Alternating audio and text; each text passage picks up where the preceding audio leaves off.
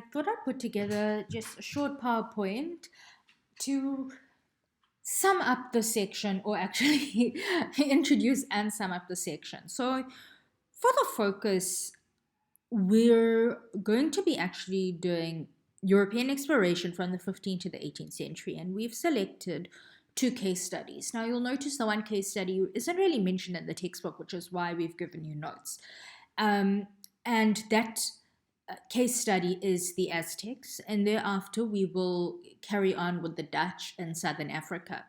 And what we're going to be focusing on is how did this European exploration, how did the attempted colonization of these Europeans affect these people, the indigenous populations of these, of these people, the indigenous populations of these areas. So the first one I'm going to look at is the Spanish, the Spanish from a European kingdom, and then the Aztecs, which were located in what we know as today as Mexico. And please excuse my pronunciations, it's not the greatest, but the place we're going to be talking about is Tenochtitlan, which is the city of the Aztecs, and today we know it as Mexico City, which is the capital of Mexico. And what you'll find interesting is that the Mexicans, I mean, in terms of their flag and things like that, they acknowledge this history, the Aztecs and stuff. Now, if you also then look at your notes, I talk about the Incas there. We're not going to look at the Incas. We're just going to do the Aztecs, and then straight after that move into the Dutch. Now, the first thing I'm going to talk about is basically who were the Spanish. What was happening at that time in terms of Europe? There was increasing exploration. People were colonizing, visiting different parts of the world, and somebody who you've heard of or who you've become familiar with is somebody like Christopher Columbus, for instance. Now, Christopher Columbus was exploring for the Spanish. He had so-called discovered, and when I say discovered, I use those quotation marks, discovered America, and I say that because there were people already existing there. And there was this urge and this need to explore, because remember, land and territory means power. The more land, the more territory you have, the more power you have, and it makes you a stronger kingdom. And that's what the Spanish wanted. So you would hire, people, you would have what we call conquistadors. And you can see here, I've mentioned this term conquistadors, who were basically conquerors who would be sent out, armed conquerors sent out and contracted by the Spanish monarchy at that time, and to discover these places and to establish themselves. They will establish Spanish control, or control there on behalf of the Spanish, take over those places, take over from the indigenous population, and essentially enslave those indigenous population. They weren't going to be going there and living side by side with them. Definitely not. They also came in with an idea, or with the belief of like superiority. They were better. They certainly were better than the indigenous population. They could read. They were Christian. They dressed in a certain way. So the superiority, this idea of them being civilized and that they had the right to do what they pleased, and the indigenous people had to just fall into line. Now, the person we're going to be focusing here, who's the representative of the Spanish, is a man named Hernando Cortés. Now, Cortés is an incredibly ambitious person, and he was also quite inspired by Christopher Columbus, and he then sets forth, and he goes off. He's almost like a deputy, and he ends up being involved in the colonization and the so-called creation of Cuba. I mean, Cuba already existed, and through a lot of moves, ends up becoming the kind of leading like general. And so Cortés is the person who now is aware of the Aztecs. They've heard about the Aztecs. They've heard about them, Tenochtitlan. They're not using these words like Mexico and things like that. So he knows about them. He knows that they are wealthy, that they've got gold, they've got all these things, and they want to go there because they also want to enrich themselves and they want to take over. I just, the pictures I've included in this PowerPoint are generally artist renditions. And if you had to think about why they'd be artist renditions, is because you aren't going to get photographs from that time. And if you look, I mean, this is just a picture of a conquistador facing up with against an Aztec warrior. And this conquistador, you can immediately see they've got horses, they've got swords, they've got armor. The Aztecs themselves in the picture have got bows and arrows. The Aztecs had not seen horses before. So just keep these things in mind as we go along. So, who were the Aztecs? They were also, they had, through a variety of moves, had risen up and become incredibly powerful in the region that they were located in now, which is now modern day Mexico City. And their city, which was quite a very developed city called Tenochtitlan, and please again excuse my pronunciation, was very advanced. They had a lot of documentation and laws, and were quite advanced, and they were very, very wealthy just in terms of the amount of gold and things that they had. They were also, if you look here, I've got the word warlike, very much warlike, defending their, themselves, but also attacking their enemies. And when they attacked their enemies, they captured they captured their enemies and they kept their enemies, and I'll explain what they did with them. They became extremely wealthy and powerful, dominated Mexico. And we speak about somebody called Quetzalcoatl, who was a god. And they believed that they were, Quetzalcoatl was this god, and who also again becomes extremely important. So now just remember these things. They also believed that they were the chosen people of the gods. And when it came to something like the sun, they believed that in order for the sun to rise each morning, it needed to be fed. And how they did this was they performed human sacrifice. And in terms of the humans who they sacrificed their enemies. And therefore the sun would rise every morning and then set in the evening tired. And in order to wake up again, they would then, sacrifice people. Now, you can imagine then that the Aztecs developed quite a, I would say, brutal reputation. And again, a lot of enemies, or amassed quite a few enemies.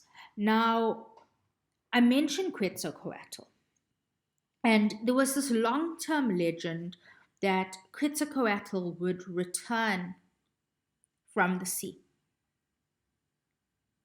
And believing in this legend turned out to be one of the biggest downfalls of the Aztec people.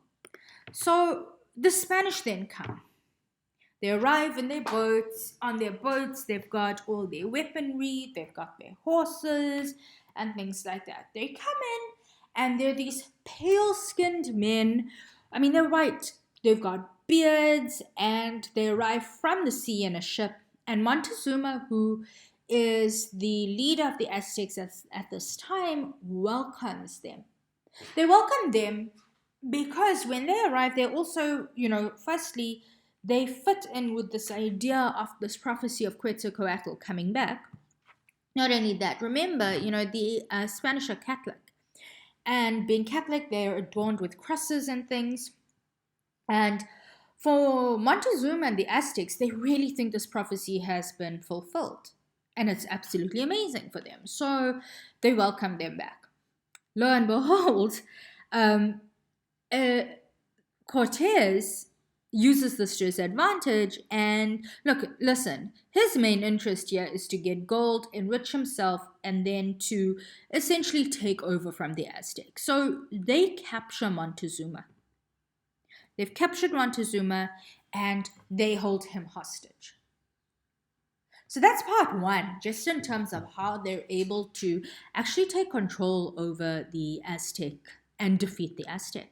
The other reason that they're able to defeat the Aztec, I mean, again, look at this picture here that I've got. Look at the weaponry. Look at the horses. Look at how they're fighting, what they're wearing, versus what the Aztecs are. They've got horses. They've arrived with horses, cannons, swords, crossbows. Not only that, all those enemies that the Aztecs have amassed, the people who are so unhappy with the Aztec, um, fall in line with the Spanish and become allies with the Spanish. Remember, you don't have to like your ally, but you've got a common enemy, so that makes your alliance stronger. Then we have a woman by the name of Donna Marino, who essentially is gifted by another Native American population to Cortez, and she becomes his mistress. She actually ends up becoming bilingual and knows the Aztec language as well as the Mayan language, and then learns Spanish. And she ends up having a son with Cortez, and is a major weapon for Cortez because she's able to translate everything, as well as reveal secrets and teach him about the way of life and the ins and outs and things like that. So major, major, major tool for Cortez. Another reason that the Aztecs were able to, be defeated. Now think about it. Their leader has been captured immediately. They do not have these things like horses, cannons, swords, crossbows. Their enemies have joined with the Spanish. The Spanish also has somebody who has inner knowledge and working knowledge of how the Aztec and the indigenous populations function. What about something like diseases? Remember, the Spanish are living in Europe, and they have developed an immunity. They also have come into contact with various diseases, such as something like smallpox. Now, smallpox doesn't exist anymore, but back in the day it was rife, and it was known to have killed off and wiped off millions and millions of people. And the Spanish arrive, and some of them actually develop smallpox, which the Aztecs eventually develop themselves. And eventually, what happens is that the Aztecs, who end up getting Montezuma back, eventually, largely die. Well, not largely die, but a number of them die. Not only do a number of them die from smallpox, but then resulting from this lack of leadership, the distrust of now they don't trust Montezuma. Montezuma dies. There's no significant or major evidence to say how did Montezuma die.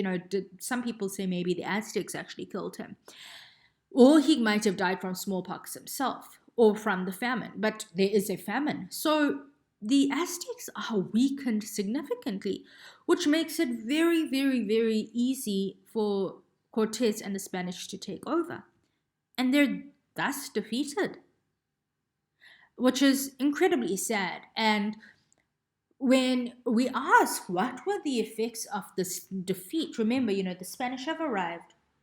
They have this interaction with the Aztecs. They defeat the Aztecs fall.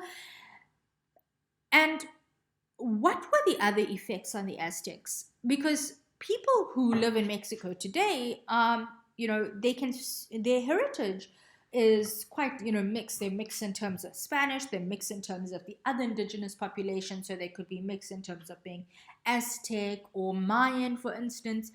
And this is their legacy. So what would be the other effects?